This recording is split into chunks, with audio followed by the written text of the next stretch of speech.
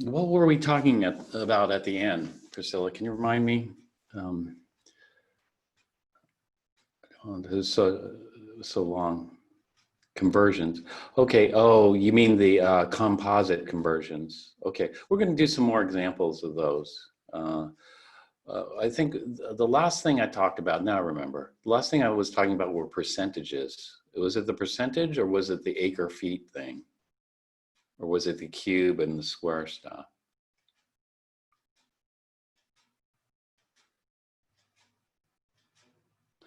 Well, we're going to be doing some more example problems before we move on. So I'm just a little bit behind schedule, but that's okay. There's still some confusion about how to find the schedule. The schedule is in Canvas. You go to Canvas, you go to courses, you click on the course here, and then you go to ConferZoom here. And so some people are having difficulty accessing the links. So I want to know if any of you guys are having difficulty accessing these links here. So here's today's link, Wednesday.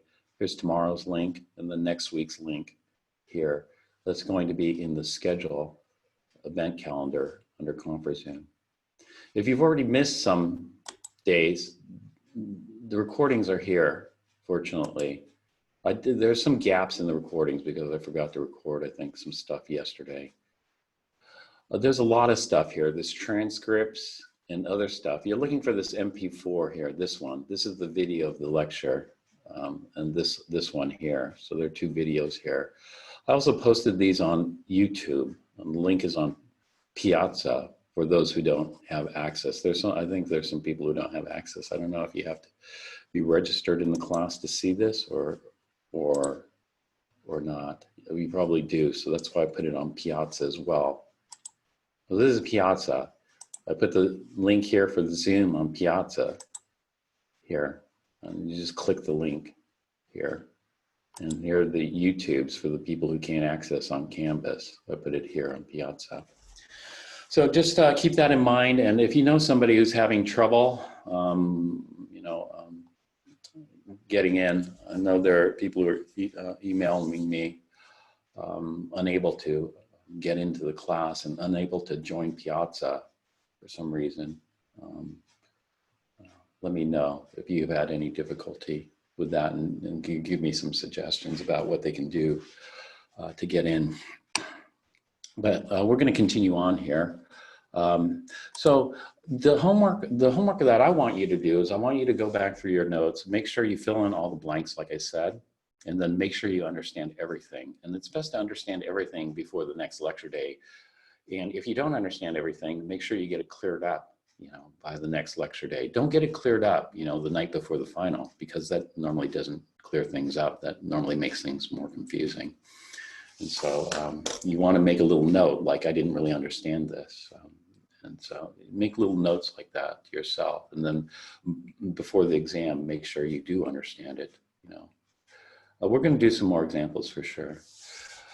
All right, now talking about examples, I didn't assign any numbered homework problems. What I'd like you to do, though, is just go through the blue. In the book, these are going to be the blue numbered problems, I think. I have to look. I don't have the print copy with me, but the blue ones have the answers in the back of the book. So identify the following samples of macroscopic, microscopic, or particulate. And we go through these quickly that way. Like a human skin cell, what would you say?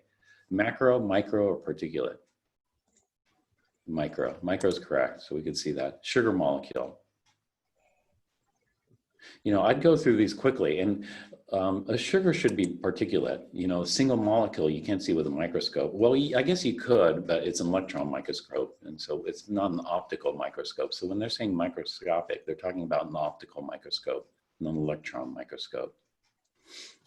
A blade of grass. A blade of grass.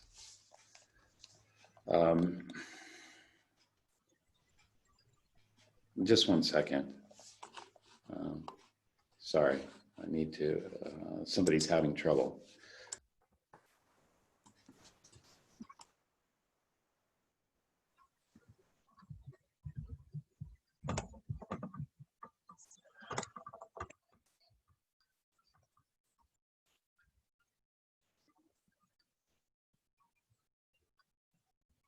Okay, so what I do is I go through these very rapidly and I look at all the problems, because what I think is at this stage, you don't want to spend too much time, you know, doing one particular problem. You want to see, it was the old forest analogy. You know, if you have to study the entire forest, you know, you don't want to spend all your time just studying one tree when there's, you know, thousands of trees, let's say different trees in the forest. And so we're going to do this approach. What I think is more effective when you're just learning it is to see a lot of examples. And then rather than spending a lot of time on one particular example is to actually see them multiple times, you know. And so I would do this myself. I would just go through this and go through it rapidly. Blade of grass, you know, that would be macro. Helium atom, particulate. Single-celled plant, that's micro. You know, you go through this and just see if you can answer it, and then you don't do it once, because the first time, okay, yeah, you remember it for a little bit, but you do it multiple times, just like you do the notes. You know, you read through the notes every day from day one or page one to the end every day. And so if you do this a few times, and you can do this a few times if you just, you know, read the question, read the answer. If you don't know the answer and you can't answer it quickly, then just go ahead and read the answer and then see it next time, you know, did you remember it, you know? So just a reason for studying matter at the particular level, given that it's too small to see. Okay, an advantage is that the understanding the behavior of particles allows us to predict the macroscopic behavior. Well, we can't, you know, at the macroscopic level, it's hard to see the structure, you know. This is, we need to know the structure and the composition, so that's why. So I would answer this differently, but it's interesting to see, you know, they're essentially they're saying the same thing, you know, it's structure.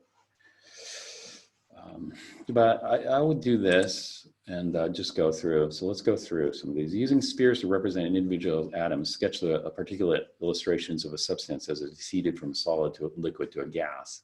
And so we'll just see what they did. So it resemble figure 2-6. And take a look here at 2-6 and see, okay, here's a solid. Oh, come on. This is, I don't like this window here because I can't blow it up. So I'm looking at figure 2-6.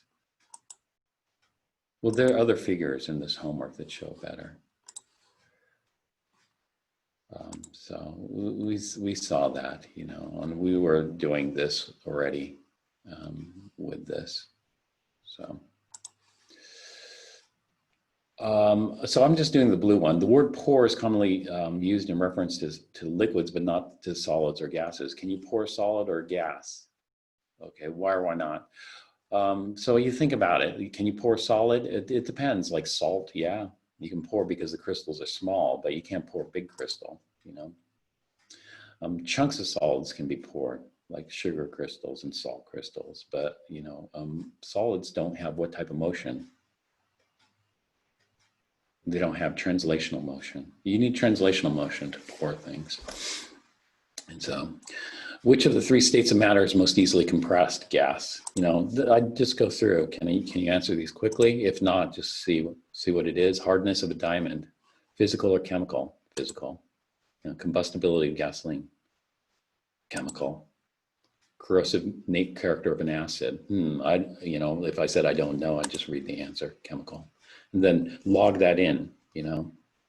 And so the point of doing this is just to familiarize yourself with a lot of examples. And so I do this for all the problems. So I go through and just do this. What type of change is this? We talked about that earlier. You know, I call this a sublimation, but it, you know, because this looks too ordered to be a liquid. But it's a physical change. You know? And so going through these, et cetera, let's look at some of the challenge problems to see, you know, how we could do with those. The challenge problems are at the end.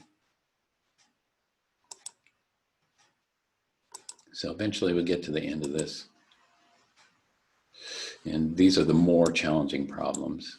So let's take a look at these. A clear colorless liquid is distilled in an apparatus similar to that shown in figure 2-16. The temperature remains constant throughout the distillation process. The liquid leaving the condenser is also clear and colorless. Both liquids are odorless and they have the same freezing point. Is the starting liquid a pure substance or a mixture? Okay. So basically, when we look at this, what they're telling us is that they put some liquid in here and then boil it, and then it condenses here. And then they collect the liquid here. So if the liquid we put in here is like salt water, you know, the water itself would boil out and it would leave the salt, because salt is hard to vaporize. And the water is a lot easier to vaporize. So the water vaporizes off first, and we collect pure water here. We leave the salt here, and this would be salt water, it would be a mixture. But what they're telling us in this particular problem is they're saying that the liquid in here and the liquid that they trap here have the identical properties. If they have identical properties, then it sounds like they're the same thing. I mean, that's how we identify things. Like water has certain properties. The boiling point is at 100 degrees C, the freezing point is at 0 degrees C.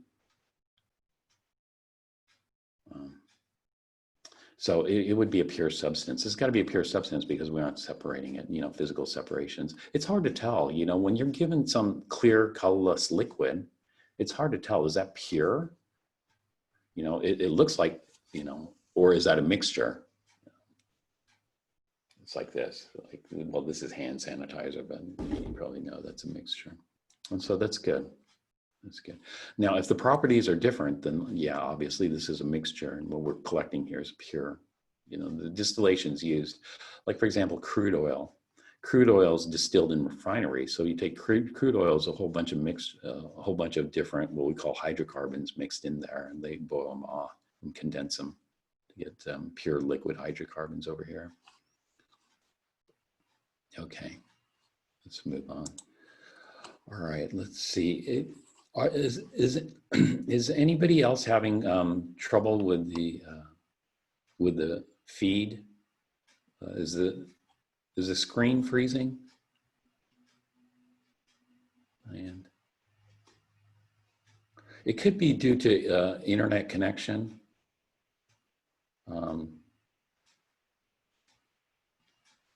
That could be it. Okay.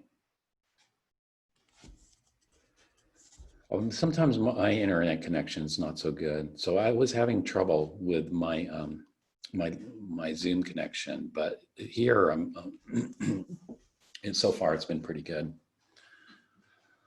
All right, let's go on to number 80. The density of a liquid is determined in the laboratory. The liquid is left in an open container overnight.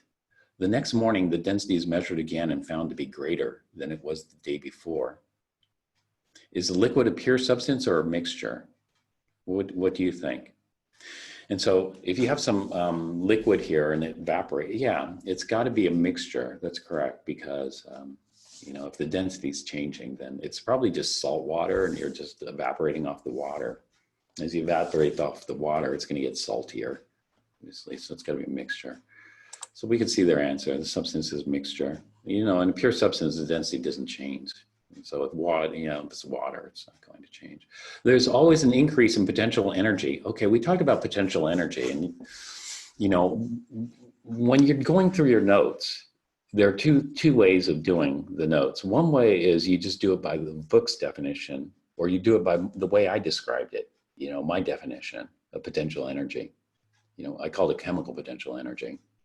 But what you should do is when you're annotating your notes, you should write it in your own words. You know, to you, how would you describe potential energy? You know, of course, if you can't come up with your own words, then you copy down someone else's. But you know, ideal would be if you describe things in your own words. It's a lot easier to remember than memorizing somebody else's words. You know.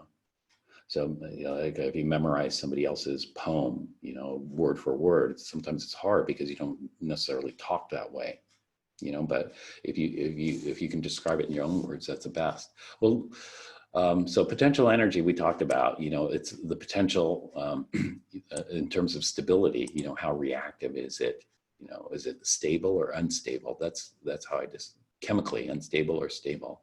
And so we looked at the potential energy difference between a mixture of methane, which is like natural gas is mostly methane. Natural gas turns out to be a mixture. It's mostly methane, a little bit of something called ethane, and some odorant put in there so that you can smell it, because methane has no smell.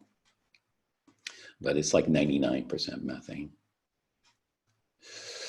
Versus CO2 and water. You know, CO2 and water is like sparkling water, but methane and oxygen is an explosive mixture. So there's a big difference in potential energy, even though the kinetic energy might not be any different. Okay, when an object is raised higher above the surface of the Earth, that is when the distance between the Earth and the object increases, increasing distance between the two, okay, this is called gravitational potential energy. Gravitational potential energy is, what would you rather have, a lead brick hanging on the ceiling over your head, or a lead brick, you know, at your feet on the floor? Yeah, even though the lead brick is the same temperature, let's say it's a room temperature lead brick up here and a room temperature lead brick down on the floor, you'd rather have the lead brick on the floor, because the lead brick hanging up above your head is going to have high potential energy to you know, cause some damage, bodily damage if it falls. Okay, now we're talking about electrical potential energy, you know, versus gravitational potential energy. So two electrically charged objects, each of which is made up of unequal numbers of both positive and negative charges, will reach certain separation distance and stay there without physical support. Can you suggest an explanation for this? Well, that's a little bit confusing for me. So, you know, I don't want to sit there and think about what are they trying to say. So let's just read what they're trying to say. Because each object contains particles with both positive and negative charges, there are both attractive and repulsive forces between the objects. If the net force is one of attraction, the particles move toward each other. If the net force is repulsion, the particles separate. When the two forces are balanced, the net force is zero and the particles remain separated at a constant distance. So I think what they're saying is that, you know, if you try to push two negative charge particles together, they're going to try to push apart. You know, there's going to be some distance where, okay, there's a neutral ground, you know. I think that's what they're trying to say, you know, a certain distance. So two negative particles need to be far apart. Two positive particles need to be far apart. But a positive and negative particle, they attract each other. Usually they attract each other until they touch, you know. And that's what creates that bond, touch. So that's what I think they're saying, but that's not the way I'd phrase this particular question. Particles in the illustration below undergo a chemical change. Which among the remaining boxes? Okay, so this is going to go a chemical change. Which of the remaining boxes, A through D, can represent the products of the chemical change? If the box cannot represent the products of the chemical change, explain why. So we have 1, 2, 3, 4, 5 of these molecules here. And then we look at this. Well, it looks like it's not a chemical change. It looks like we're going from, what is this? This could be a liquid here, or it could be a gas. If it's a gas, it's very, very dense gas.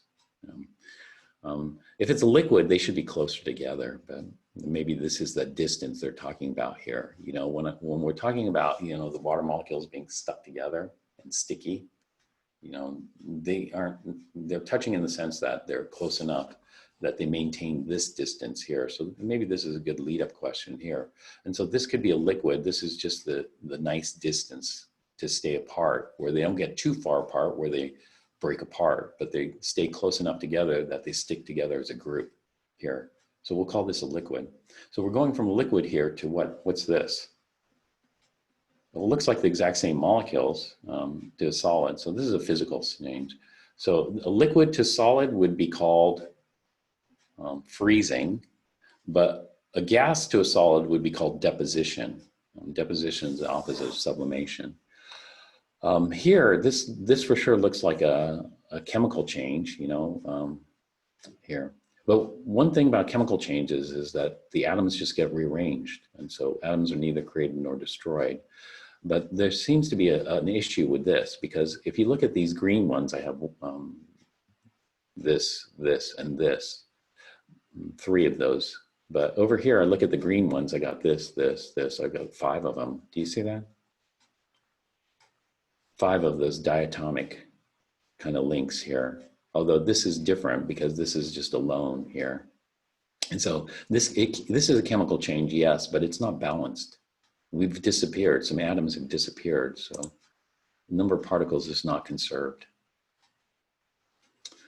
This looks like no change, you know. Oh, new particles. Oh, that's right. New particles appear from nowhere. There's no red there. So I didn't see that. There's no red. How about this one? 1, 2, 3, 4, 5, and then the blacks. We should have 5 blacks. 1, 2, 3, 4, 5, and then we should have 10 whites. This looks good. This is a chemical change. This could be a product, a potential product of that. Okay, let's see. That was it for the advanced problems for this. So I would go through the basic problems and advanced problems. Now, if you have questions about those problems, ask me in class, you know. And then try not to spend too much time on that, because the most important thing is to make sure you understand everything presented in the lecture. That's what I found, you know. It's not, you know, what I found as a student is that the tests aren't necessarily based entirely on the homework or entirely on the lecture or the book, but most of the exams are mostly lecture, you know. And so that's what you should study, mostly lecture, and make sure, you know, your goal is to do that. Now, if you have extra time, this is what you do. You know, there are people, when I was a student, I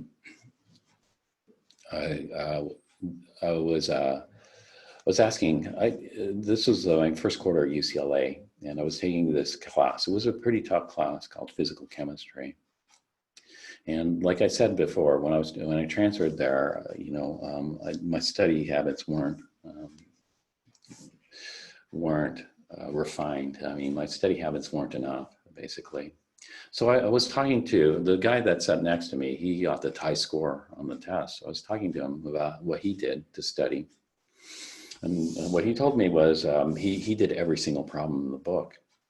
I asked, how can you do that? Well, at UCLA, they don't give the partial solutions manual. Every class that had a solutions manual, UCLA gave the complete solutions manual.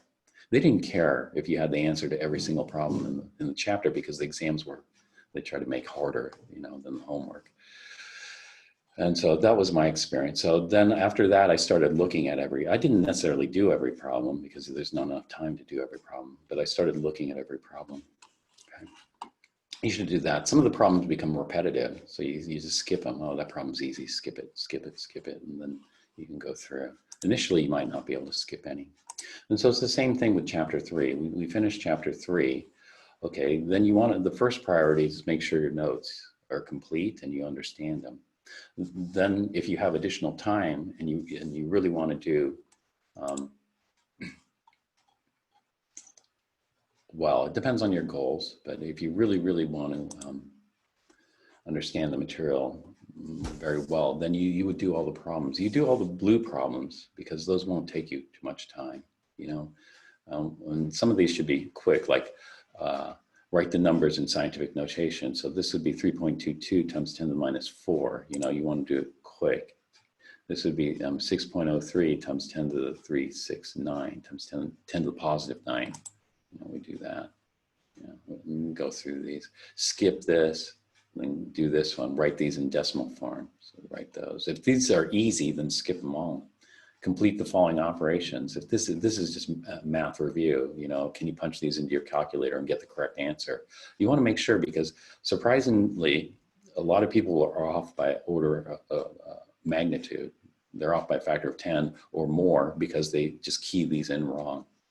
And so if you key these in, you should just key it in just to check, you know, check your answer here to make sure you're keying in the numbers right and the scientific notation right in your calculator. You want to be able to do these quickly, and so in the, you know, the minimum number of keystrokes possible. That way, on timed exams, you can do those quickly. So again, this is just keying in your calculator, making sure you get the same answer. And so if you're already master of your calculator, then skip these. What is the mathematical criterion for two quantities to be equivalent? I don't know, they're equal. Equivalent, y equals mx plus b. What is the mathematical criterion for two quantities to be equivalent? I don't agree with this answer here. So that happens. I mean, I don't know what they're talking about. This is if they're equivalent. They aren't equivalent here. You know, y equals x would be equivalent. This is y is proportional to x plus an adjusting factor. You might have known for, this is what I call algebraic problem solving. Like, for example, when we do temperature conversions, we have to add in, let me annotate this. These are things you start thinking about when you see these over and over. So I'm trying to figure out what they're talking about. When two quantities are equivalent, y is equal to x, right?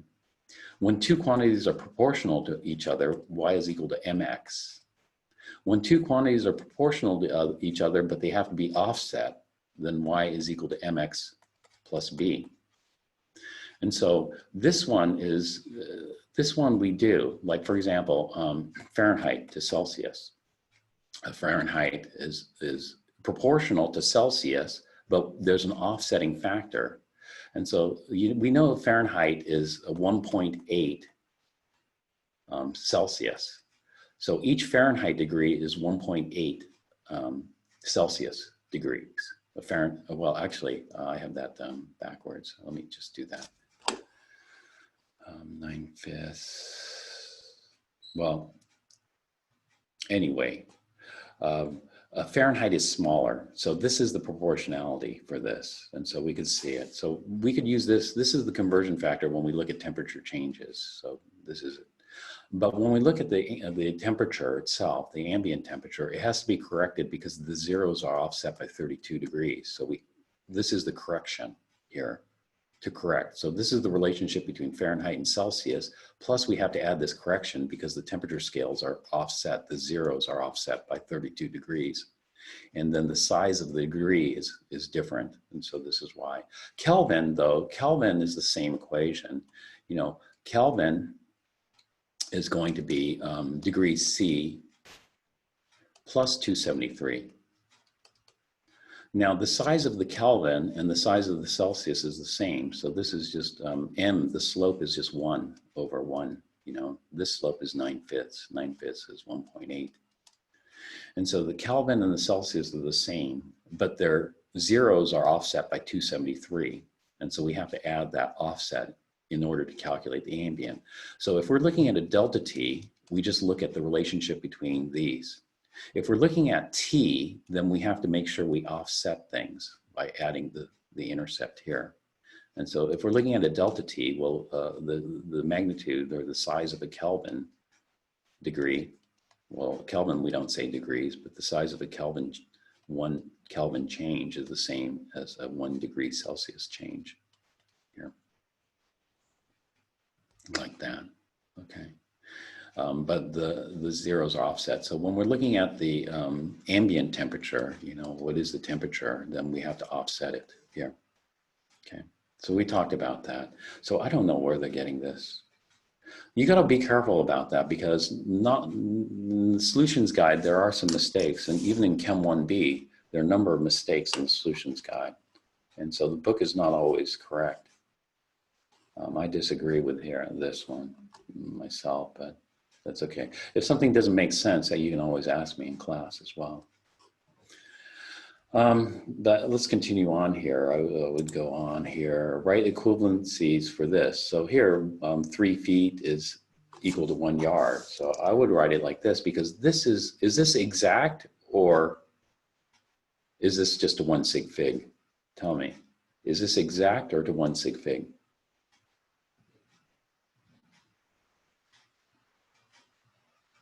It's exact. So if it's exact, then the way I write the equivalencies is like this. I write it like 1 yard is exactly or defined as 3 feet. And so I use this definition here, symbol. So let's see what they did. That's what I'm thinking in my mind, but they use this, but I would use this. Actually, I already knew that they're going to do. 1 meter is 100 centimeters. That's exact. So I would use this rather than the equal sign. But they use the equal sign. I'll just put another bar on that. 1 milliliter is 20 drops. Is that exact? Now this last one, is that, what do you think? 1 milliliter is 20 drops. So if you did 20 drops of water, no, that's approximate, you're right. And so the way we read this is this, how many sig figs is this? And so I'm gonna write this out now, and you tell me how many sig figs. And so I'm gonna do 1 milliliter. I'm not gonna use this symbol. I'm just gonna use equals 20 drops. Okay, how many sig figs in 1 milliliter?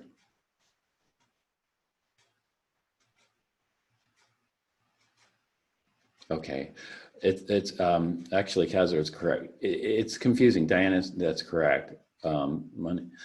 It's tricky because you think it's 1, but it's infinite, because this is the way we say it. In exactly 1 milliliter, there is approximately 20 drops.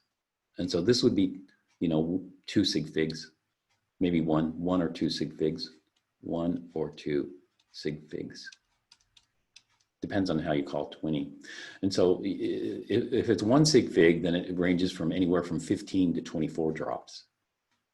If it's 2 sig figs, then it ranges anywhere from 19.5 to 20.4 drops.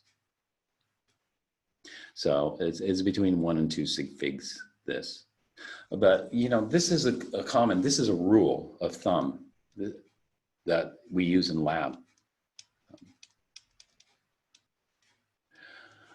And so common rule of thumb is 20 drops is about 1 milliliter, or 1 milliliter is about, but you wouldn't want to say this, you know, you wouldn't say in approximately 1 milliliter, there's approximately 20 drops.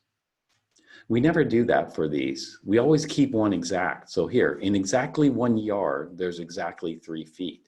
We throw all the uncertainty into one term. It makes no sense to have this one uncertain and this one uncertain, because then it confuses things. So we always keep one exact. So in exactly 1 milliliter, there's approximately 20 drops. That's what we'd say. Now this drop count varies depending on what the liquid is. If it's water, this is very close.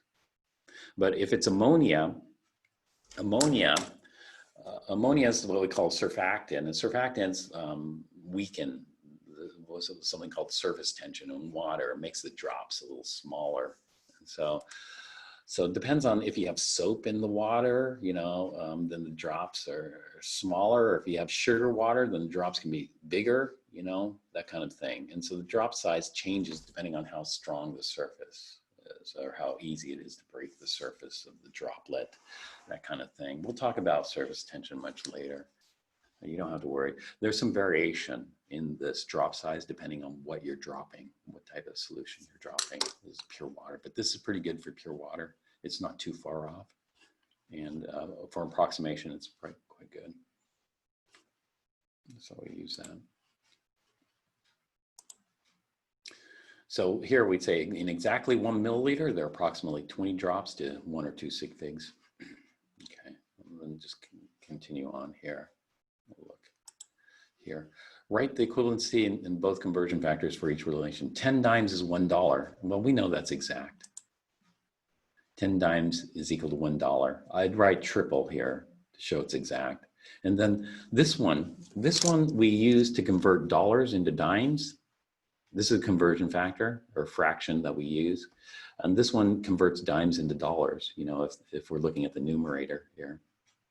And so these are 3 ways that we write this. You know, this is the equivalency, and this is a conversion factor that converts one way. This is a conversion factor that converts another way, but it's the same ratio. So a football field is 100 yards long. You know, that is exact by definition, but a particular football field might not be exactly 100 yards, you know, depending on slight measurement errors that they might have made. But these are the conversions. 16 ounce, this is exact. 16 ounces is 1 pound. And so we look at how they do it there. Write the equivalency and conversion factors, minutes to seconds. Well, we know in exactly 1 minute, there's exactly 60 seconds. You can see that there. And this converts seconds into minutes. This converts minutes into seconds. Inches, 12 inches in a foot, you know, dollars into cents. You could skip these if those are pretty familiar. How long will it take to travel 406 miles between Los Angeles and San Francisco at an average speed of 48 miles per hour? Okay, now this type of problem is the typical type of problem we encounter. It's not an algebra, it's not a system of equations, that we did. We did an algebra for the temperature conversion. We did a system of equations, that is two equations, two unknowns in the temperature relationships that we did earlier. But most of the problems are going to be this style of problem. This style of problem is we're given something like fixed, like 406 miles. Okay, we need to know that. That's what we call the given in dimensional analysis. And so that's where I start. Now, this is like the walk through the jungle I was talking about earlier. I don't know where I'm going, but I know I want to get rid of miles because I want to know how long, the time. And so I need to get rid of miles, but where can I take it? And so I think, what do I know about miles? And so I know I can go from miles to feet. That's no problem. There's 5,080 feet. Boy, my memory's bad. I could go to miles to feet, but I don't know, feet is not necessarily the right path. But there's this, they're giving this too, 48 miles an hour. So that means we're going 48 miles for every hour. Or if we have 1 hour, we're going to go 48 miles. So this conversion factor converts hours to miles. This conversion factor converts miles to hours. So that sounds pretty good for us. 48 miles for every 1 hour. Now, how do we read this? How many sig figs? Okay, so how many sig figs in one? Wow, that's good. Infinite. In exactly 1 hour, we drive approximately 48 miles. So this conversion factor, we say, has 2 sig figs. 2 sig figs. This has 3 sig figs. So unfortunately, our answer is going to be limited to 2 sig figs because of the uncertainty here. This means we might drive anywhere from 47.5 miles to 48.4 miles. That would be the uncertainty range that I talked about the other day. And that's going to impact, how long the drive is going to take, because it's not so precisely known here. And so dimensional analysis, we cancel out the dimensions and we get the right dimensions, hours. We want to know how long that is going to take in hours here. If you can't read my writing, let me know, stop me, and I'll try to write it. It's going to take approximately an hour, I guess. No, 10 hours, approximately 10 hours, less than 10 hours looking at it. And so we'll just punch it out. 406 divided by 48. That's going to give us 8.45 hours. Now, this is what I want you to do. I want you to write more digits than you're allowed. And so this is more. This is 4 sig figs, but I'm only allowed 2 sig figs here. And so you must show me the rounding step here. And so we're going to take this number and round it to the correct number of sig figs. But a lot of people, they don't show me. They leave the number in the calculator and then just write the rounded answer. But I need to see the number that you got here. You don't have to show every digit in the calculator. You just show more than is required. And so what I'm going to do is they're only allowed 1 rounding step. So I'm not going to do a cascade of rounding. Like, so for example, if I lose the 8, then that changes this to a 6, which can change that to a 5. No, we just look at the drop digit. The drop digit here is 5. And so this is going to be 8.5 hours. Now, this is going to give us the correct number of uncertainty. So this is going to take anywhere from 8.45 hours to about 8.54 hours. And so it kind of mimics the uncertainty that we see here. And this is why we carry the sig figs out here. Whereas over here, this is way too precise because this is saying this drive is going to take us 8.458 hours, plus or minus half the smallest. Well, half the smallest is 0.0005.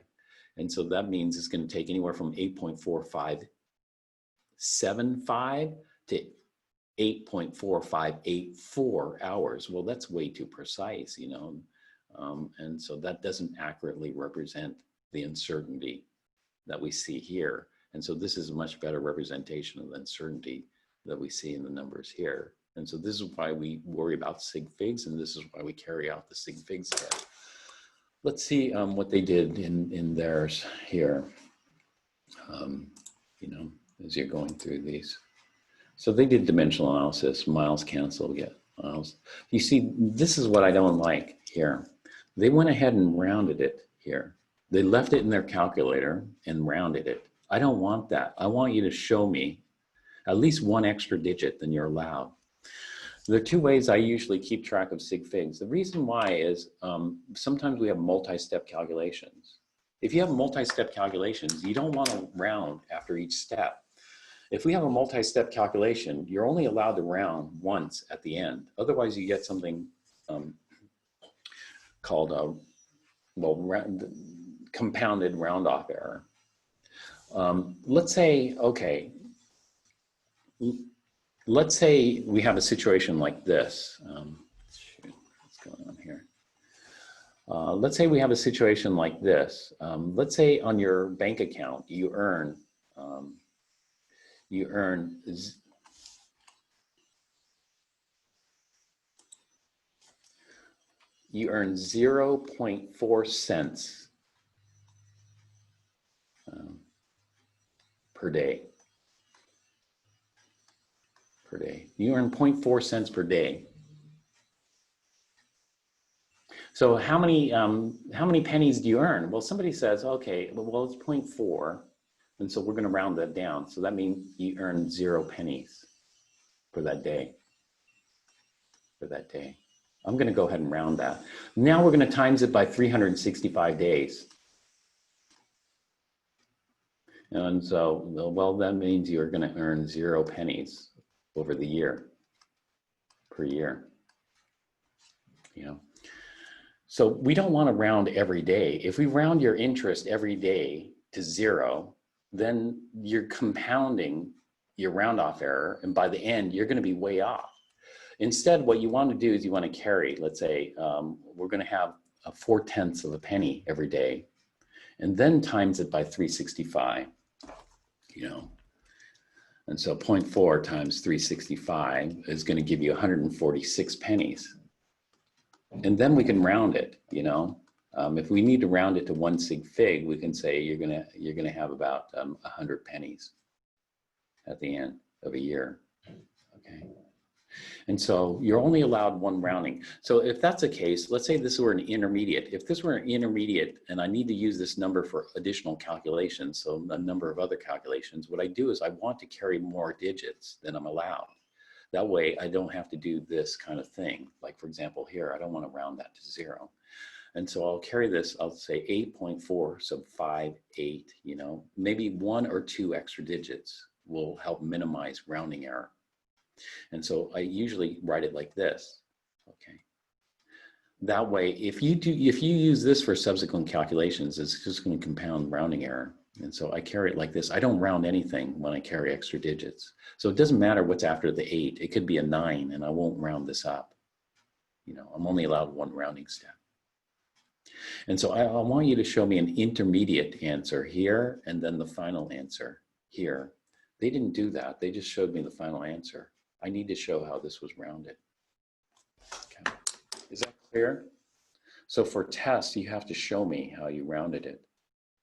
I don't want to see the end result. Rounding is an important step. Okay.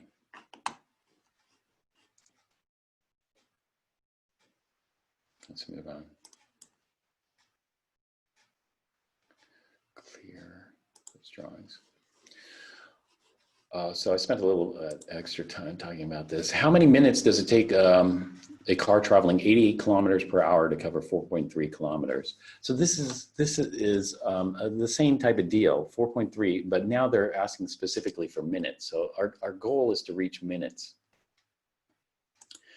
And so here, what am I given? I'm given 4.3 kilometers. So I'll go 4.3 kilometers. And then I don't know the path. You know, after you do a bunch of these, then you know, okay, I want to do this. I want to go here. I want to go there. But when you start this, it's just you're in the jungle. You have a choice. And we got to figure out where we can go from kilometers. I can go from kilometers to meters.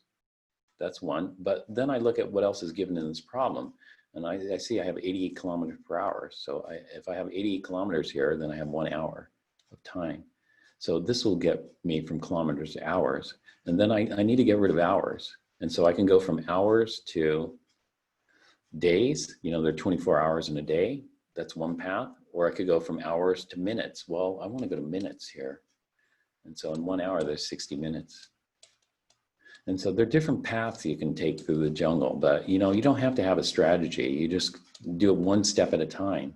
If you try to do the whole thing, you might get frozen and might not go anywhere. You know, I give problems like this and it's blank. And I figured that person doesn't even want to try any paths in the jungle. They feel safe just stopping here and not moving anywhere. What you got to do is you got to try different paths. You know, they're not lethal. You just try it. And if it dead ends, no big deal. If it dead ends, go backwards and then try a different path. And so if I made the mistake here, if I said, okay, in one day, there's 24 hours, I might have said, oh, that's getting me farther away from what I want. You know, hours is closer to minutes than days. And so, well, I made a mistake. I'll go back and then try a different conversion factor. Conversion factor is the path. And so, yeah, Diane, that's correct. And then let's take a look. We'll just see what they did. Now, again, if you can't think of these quickly, maybe the thing to do is just look and see. So they went from kilometers to hours, hours to minutes. They did the same thing here.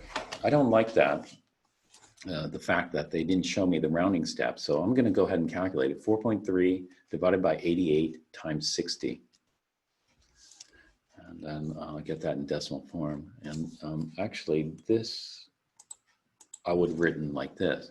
I'm allowed, there's 2 sig figs here, 2 sig figs here, and infinite sig figs here. And so I'm allowed 2 sig figs in my answer. So I'm gonna go 2.9, and then I carry 1 or 2 extra digits. And so I call this 2.931. Even though there's an 8 here, I'm not gonna write down. The 8 here doesn't cause me to round this up because that's compounding round off error. And so I'm just gonna drop the 8 here. In a way, it's compounding rounding error because then I'm gonna have multiple roundings in the same number. And so this is how many minutes. Don't forget your units. You know, we need the quantity and the units, or the dimension, we call it. And so this comes out to 2.9 minutes. A lot of people leave this blank. If it's just 2.9, we don't know. Is that 2.9 days, 2.9 hours, 2.9 minutes, 2.9 seconds? We have no idea. And so you need to write the units here. In that case, minutes. Okay, good. Good. So, so make sure you show me the rounding step. If you don't, I'm going to take a small deduction on it. For some reason, lots of people, even though I mention it, they still don't show me. What will be the cost in dollars for nails for a fence 62 feet long? That's okay. So we're given them 62 feet. Okay, now what we have to do here is sometimes we have to add more description. You know, when I talk about composite units, this is what I mean by composite. Composite means like two or more units in the same thing.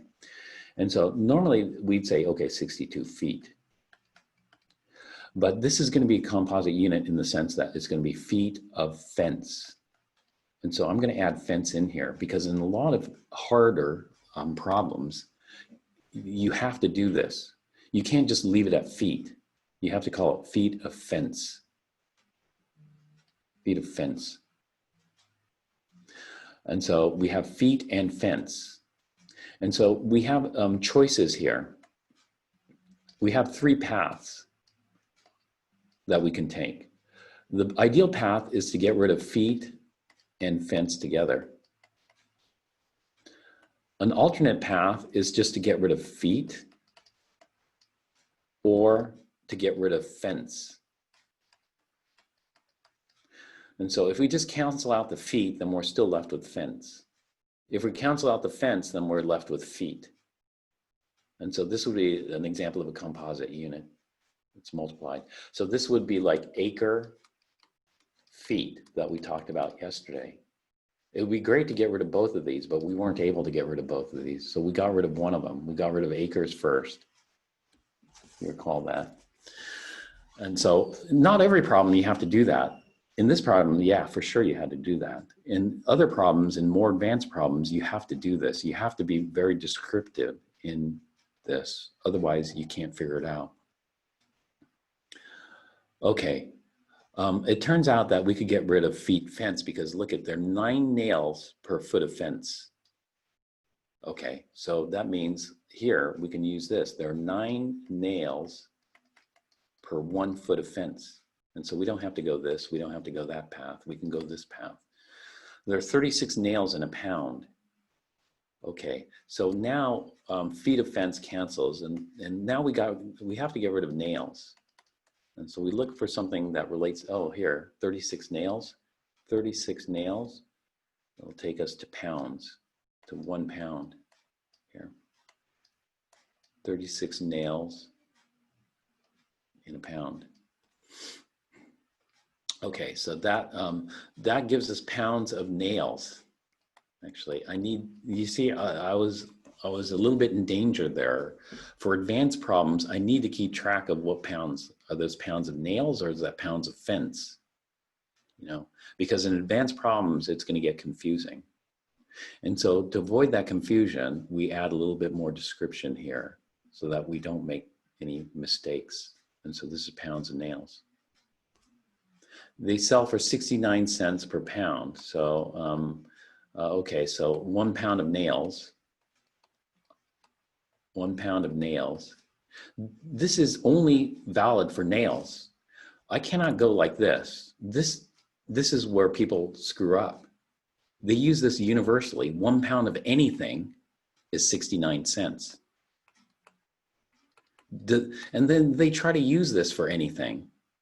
So they might have 1 pound of grass. Okay, 1 pound of grass, that's 69 cents. 1 pound of water, oh, that's 69 cents. 1 pound of cornflakes, that's 69 cents. They try to use it for everything and they end up getting the wrong answer, obviously, because they aren't descriptive. They think a pound, you know, they just pick the most convenient thing and they say, oh, it seems to work. But this conversion factor only works for 1 pound of nails. It doesn't work for anything else. And you go, well, that's obvious. That's obvious in this problem, but it's not obvious in an advanced problem. When you go to an advanced problem, you're going to be in big trouble if you don't do this type of stuff. Okay. And I know this is kind of hard to read, but the nails cancel, and then pound of nails cancel, pound of nails, and we're left with cents. And so how many cents? Oh, dollars. They don't want cents, they want dollars. And so we know that there are 100 cents exactly in $1. And so in exactly $1, there's 100 cents. And so let's go ahead and calculate it. Well, let's see their calculation here.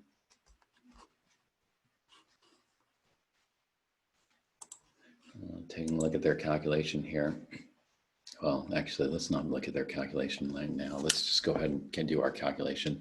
So once I get the units first I want to get the units to make sure that the units or the dimensions, you know, are correct. And the units are correct here. We want dollars, and that's what we got.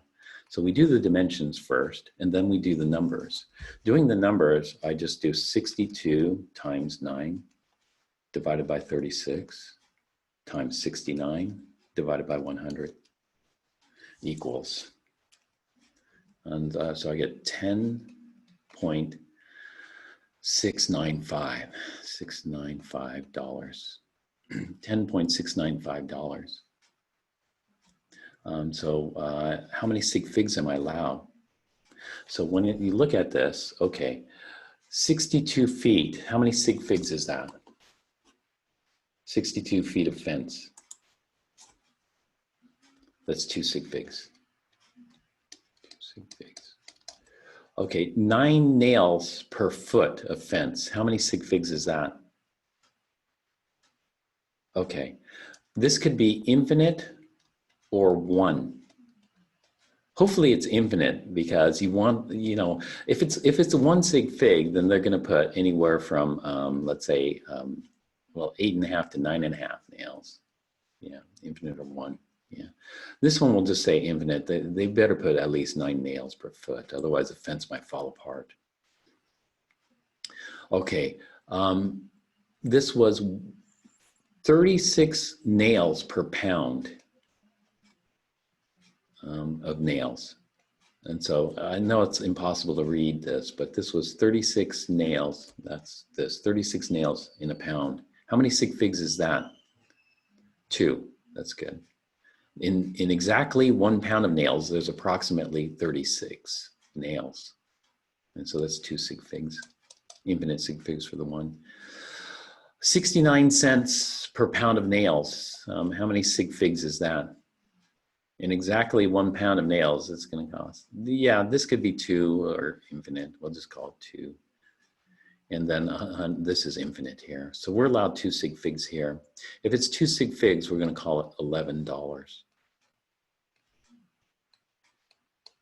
$11. The reason is there's a little bit of uncertainty, you know, because this is 62. If that's 2 sig figs, that means we have anywhere from 61.5 to about 62.4 feet of fence. So we might need a little bit less, we might need a little bit more. If we need a little bit more, then we better, you know, do this. That means well, this is 2 sig figs. So we're going to plan on spending anywhere from $10.50 to $11.40 in nails. You know, that's pretty much. And so this gives us a little degree of uncertainty, you know, here, because it depends on who measured this. Maybe they measured exactly, or maybe they didn't. And so we need to be prepared to spend up to $11.40, you know. So you might want to buy a little extra. The 69 cents is an exact price. Well, probably for the store it's exact, you know. I say the uncertainty goes in one part, and it depends on the store balance, you know, how they weigh that. And so the 69 cents is probably a fixed price. But maybe, you know, maybe there are multiple stores, or maybe the balance, you know, it depends on if they weigh, how do they weigh these? Do they have some kind of spring loaded pan here? This is how I bought nails by the pound, and you dump them into a little round container here, and then there's a little dial gauge here. This is not the most accurate balance. And so when we're saying in exactly 1 pound, there's approximately 69, probably we should say there's exactly 69 cents in approximately 1 pound, but then it's not really giving us the correct number of sig figs here. And so there's a little bit of uncertainty in the weight here. But this is 2 or infinite. You know, I'm leaning towards infinite because the store is not going to change the price. This one's hard for sig figs. You know, it's a bit more ambiguous. When we're doing other calculations, it'll be less ambiguous. Again, take a look at what they did here. You know, they just showed us the final rounded off answer. I don't want the final rounded off answer. I want the intermediate answer, $10.69 or $10.70, whatever it was, and then rounded to $11. That way we kind of had an idea, you know, I kind of had an idea is $11 already overshooting it. Let's say you're supposed to, let's say it came out to $11.40. Okay, so it came out to $11.40, but you're going to round it to $11. You get home, so you go to the store, you buy $11 worth of nails, and you're a little bit short. Oops, you're a little bit short because it turned out to be right on 62 feet. You're going to be a little bit short of nails. Do you see that? Because we rounded it down. Let's round off error. We rounded it down. So you're okay if you round it up because you're overshooting it. But if you round it down, then we potentially might not have enough nails to finish this fence. But if you know about sig figs, then if this is $11 and you spent exactly $11, well, that's kind of risky. You know, you probably want to go $11.50. Or $11.40. $11.40 should take care of it.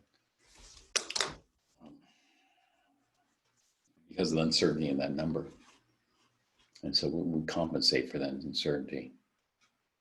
You know, because we can't be too precise here because we don't know how precisely this was measured. You know, it gets even trickier if somebody just called it 60 feet. They might be guessing that, you know, oh, it's about 60 feet by my eyeball guess, you know.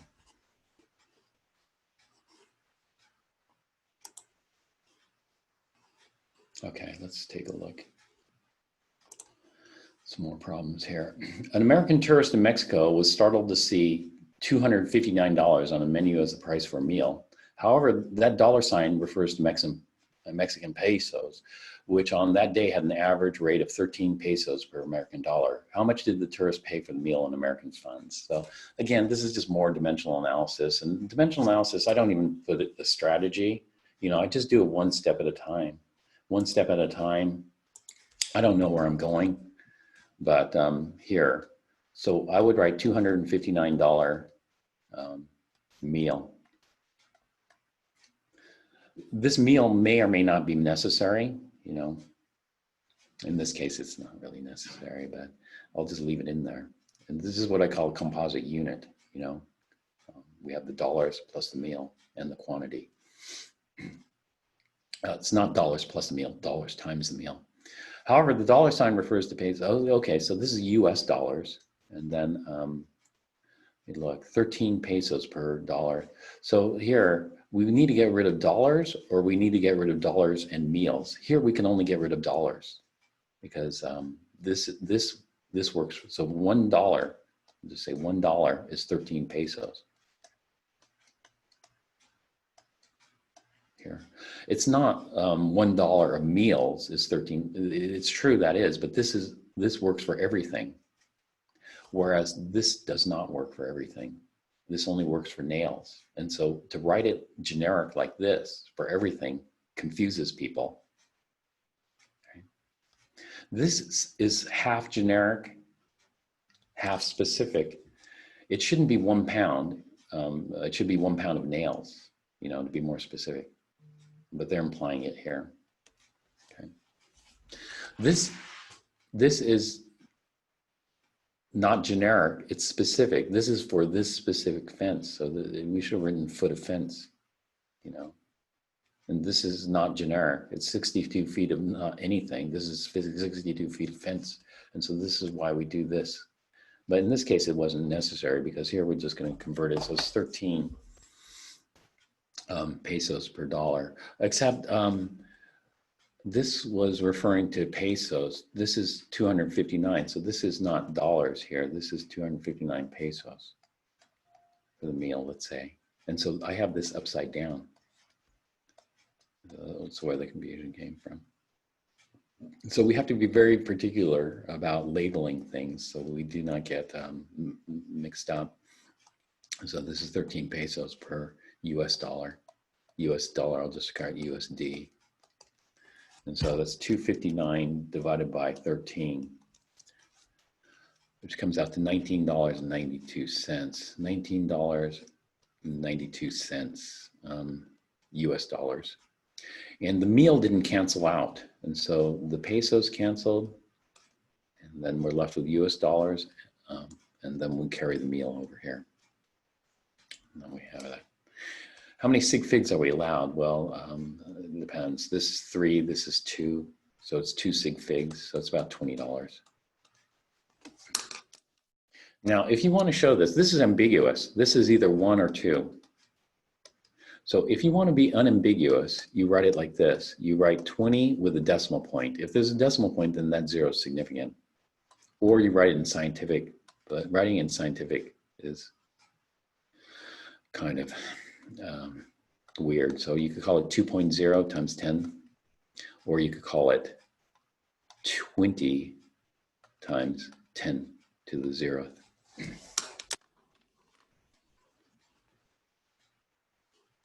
Okay. So you go, okay, now I'm getting more familiar with these, and maybe let's speed things up. So how many weeks are in a decade? So, okay, we go decades, we cancel out decades, 10 years in a decade, that makes sense. This is exact. And then 52 weeks in a year, this is exact. And so this we're allowed infinite number of sig figs. How many sig figs? I don't know why they wrote it in, oh, I know why they wrote it in scientific notation. They wrote it in scientific notation because it's a little bit ambiguous here, but they didn't have to write in scientific notation in this particular one. I would have written it like this. in a decade, we're going to take this as exact, not approximate. You know, we could say how many weeks are there in about a decade, but they're saying in a decade. So we can take this as infinite. And therefore, there's exactly, because this is exact, infinite sig figs, this is exact, infinite. And so we could say the answer is exactly 520 weeks. Maybe we shouldn't because, you know, maybe it's a leap year or something like that. I don't know. Would that change the weeks? No, I guess it wouldn't change the weeks. And so we could just say this, the days it would change, but not the weeks. Exactly 520 weeks, I suppose. If all these are exact, you know. They're showing 2 sig figs here. If they show 2 sig figs here, what that says to me is it's between 5.15 and 5.24 weeks, or times 10 squared. So 515 to 524 weeks. Is that an accurate representation of the uncertainty? Maybe this is approximately 1 decade. I don't know where they're getting 2 sig figs from, because I don't think it's, nobody would say it's 9.5 to 10.4 years in a decade, would they? No. So this is confusing for me, so I don't agree with this.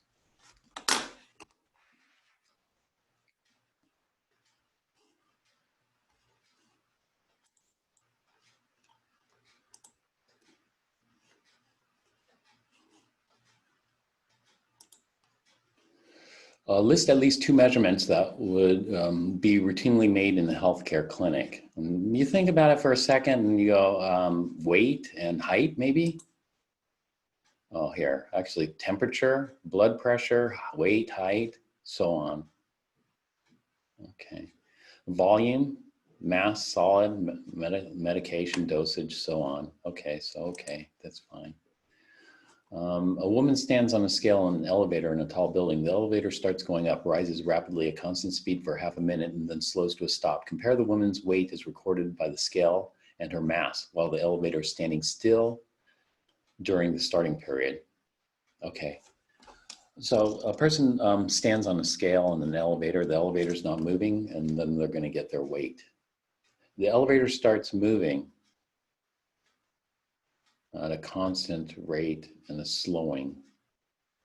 So is it going up? Yeah. As the elevator accelerates up, do you know what happens to their weight? So if you stand on an elevator, do you get heavier, lighter, or do you weigh the same as it's accelerating up? So here, let's draw that out here.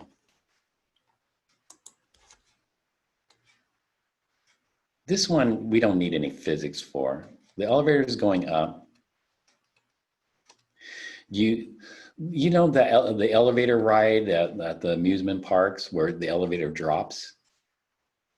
The elevator drops, or you're sitting on a chair here and then all of a sudden you go into free fall. You get heavier in the free fall or lighter in the free fall?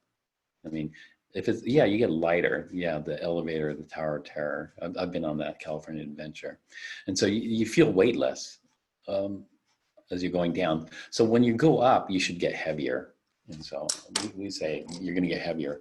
But now that's only when you accelerate. You know, when you accelerate, then you'll feel it. But if you're going at a constant speed, like you're driving on the freeway at a constant speed of 65 miles an hour, it feels like you're not even moving.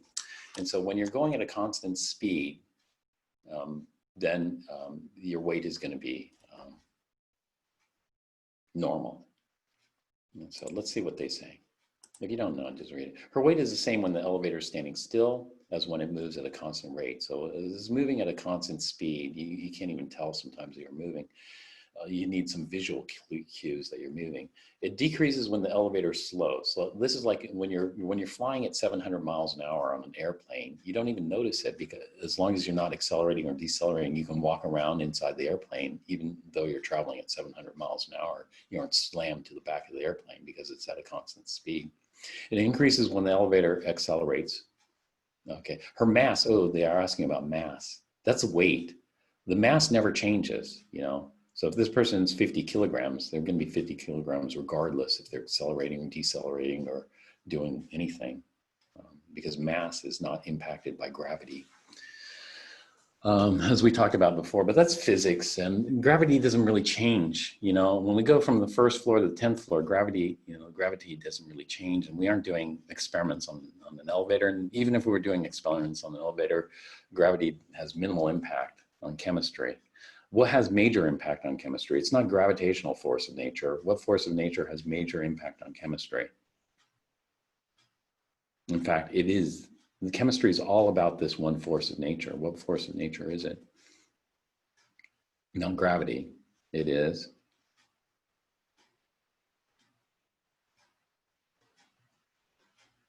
Oh, actually, sorry, I wasn't paying attention to the time. It's time for our break.